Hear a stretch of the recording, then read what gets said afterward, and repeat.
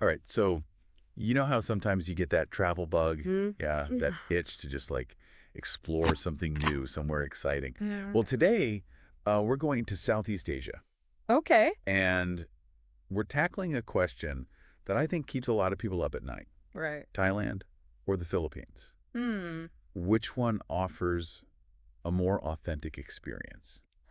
Oh, that's a tough one. Right. They're both incredible in their own ways. Exactly. And to help us figure this out, we're turning to Angelo, a Okay. seasoned traveler who shared some insights on YouTube. Okay. He actually spent a whole month in the Philippines, Oh, and he had some strong opinions about how it compared to Thailand. I bet. Yeah. What's really interesting is that he works near the White House Wow. and takes a whole month off every A year whole month. just to immerse himself in a new culture. Wow, that's dedication. Right. A month is a significant chunk of time. Yeah. That says a lot about wanting to go beyond the typical tourist experience. Totally. And this wasn't just like a random trip for him. Right. He's actually been to both Thailand and the Philippines. Oh, okay. So his comparison is based on like real experience. Interesting. You know what I mean? Not just stuff you read online or whatever. Yeah, having that firsthand perspective is really valuable. Absolutely. It gives his opinion more weight, you know? Yeah, for sure. Especially for anyone trying to decide between these two places. Right, exactly. Where should I go? Yeah, and one of the first things that stood out to me was how Angelo's budget played a role. Oh, interesting. He specifically said that the Philippines being more affordable was a factor, Yeah, you know, I see. in his decision. Mm-hmm.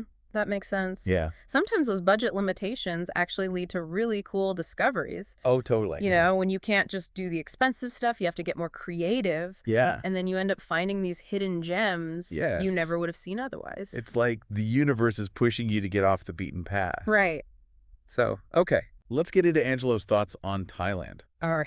He didn't hold back, especially about Bangkok. Okay. He compared it to Las Vegas, Really? full of these huge malls and lacking that sort of grit Interesting. he felt like he experienced on earlier trips. Yeah, it's amazing how a place's image can change so much over Yeah. time. Yeah, Thailand's seen a massive tourism boom for sure. that's definitely changed things, like reshaped the landscape, literally. Absolutely. We could even look at some stats, you know, Yeah. see how much it's grown That's a good idea. in the last decade or so. Yeah. That might explain some of the changes Angelo saw. Have you ever experienced that, going back somewhere you loved Oh, definitely. and finding it like completely different? Yeah, it's almost inevitable with popular destinations. It's Mhm. not always a bad thing. Right. Sometimes it's for the better. True. I think the key is being open to those changes. Yeah. Try to see the place with fresh eyes every time you go. I love that perspective. It reminds us that travel's about embracing the evolution of a place. Yeah, You know, definitely. not clinging to some static image in our heads. Right. Okay, so Angelo didn't just talk about Bangkok. Okay. He had some thoughts about Chiang Mai too. Right. He felt it was overrun with tourist shops Oh, yeah. and lacked that authentic local vibe I see. that he was after. But what struck me was how he compared this to his experience in the Philippines, Okay. specifically the wet markets. Wet markets. Yeah. They can be a bit intense for some people, but Yeah. for others, they're like a sensory explosion Right. culture, you know? Totally. And that's what seemed to resonate with Angelo. Yeah. He actually used the word fake Wow. to describe the touristy experiences he was trying to avoid. I see. And it made me think, what makes an experience feel real or fake to you? That's a really good question. Right. For me, it's about feeling connected. Like Yeah. when I can talk to locals, get a glimpse into their lives, Yeah. see the place as it really is. Yeah. Not some version made just for tourists. Mm-mm.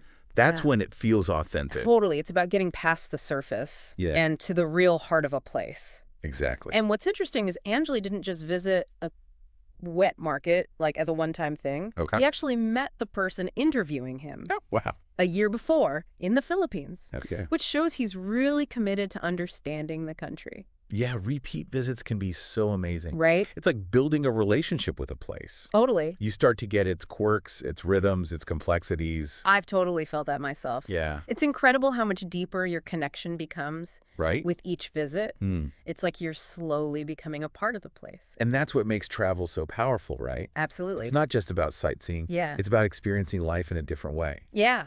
It really is about experiencing a different way of life. And Angelo's dedication to going beyond the typical tourist spots in the Philippines.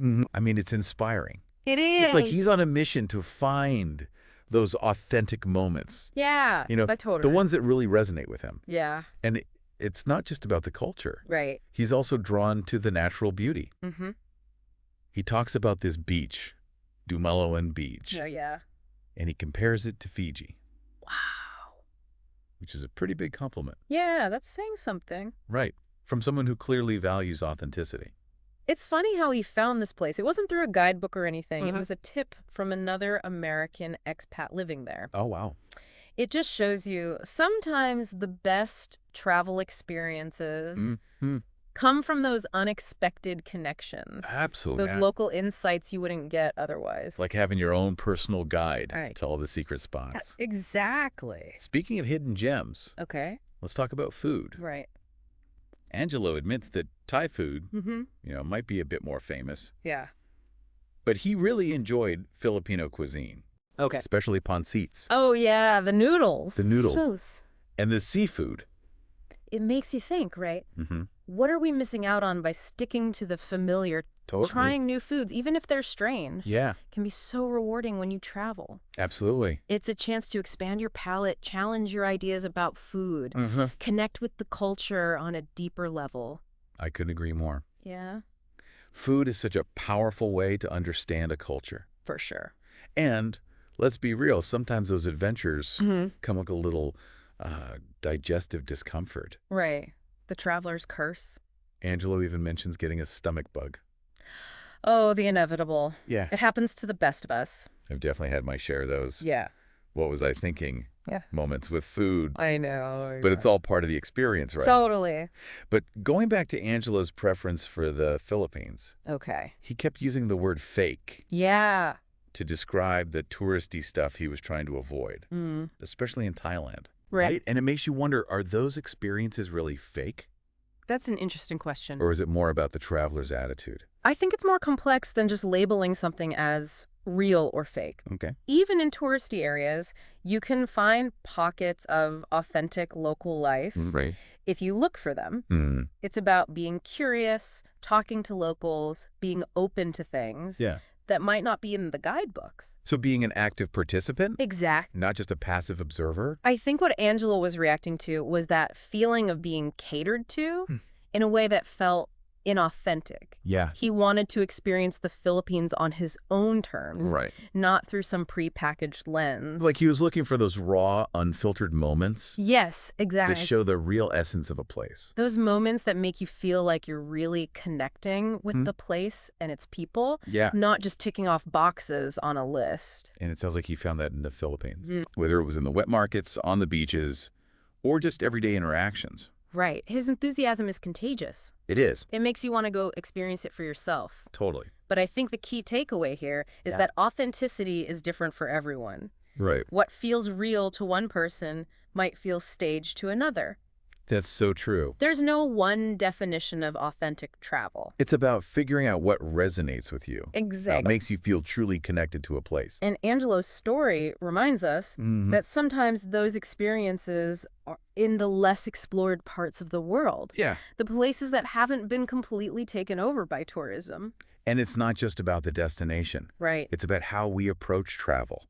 Being curious, open-minded, willing to step out of our comfort zones. Couldn't have said it better myself. It's about embracing the unexpected, Yeah. engaging with the locals, being present in each moment. That's where the real magic of travel is. So, as we wrap up our deep dive into Angelo's search for a real Asian experience, it begs the question. So what does a real travel experience actually mean to you? It's the question, isn't it? Yeah. The big one. Right. What makes a place feel truly authentic?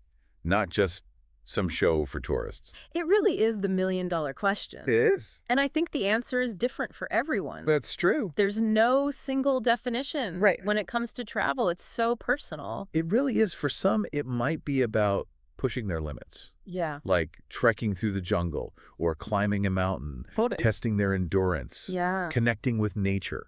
It's powerful stuff. Yeah, for others, it might be about the food, Oh, absolutely. immersing themselves in the culinary scene. Trying all the local dishes. Yeah. Learning about the traditions behind each one. Indulging the senses, experiencing a culture through its flavors. I totally get that. Yeah. There's something so satisfying about finding that hidden gem of a restaurant or trying a dish you've never even heard of. Right. But it doesn't always have to be something so big or adventurous. True. Sometimes the most authentic moments, they come from the simplest things. Like what?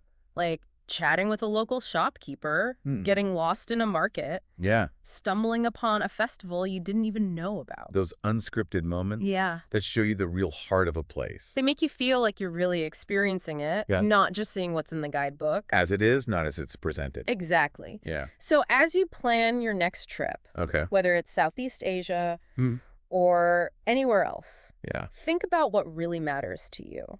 What am I seeking from this experience? Yes. What kind of memories do you want to create? Right. And there's no right or wrong answer. No. It's about what resonates with you. Finding those experiences that feel real. That feel authentic to your own values. To your own desires. Angelo's story is a great reminder that authenticity is out there.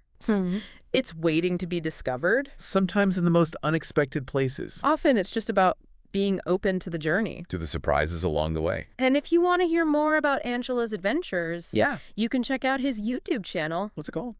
DC World Traveler. Okay, I'll have to check that out. Might give you some ideas for your own travels. Thanks for joining us on this deep dive. Yeah, thanks for listening, everyone. Into the world of authentic travel. We hope we've inspired you to think differently. About your own travel experiences. To seek out those genuine moments. Yeah, the ones that make travel so enriching.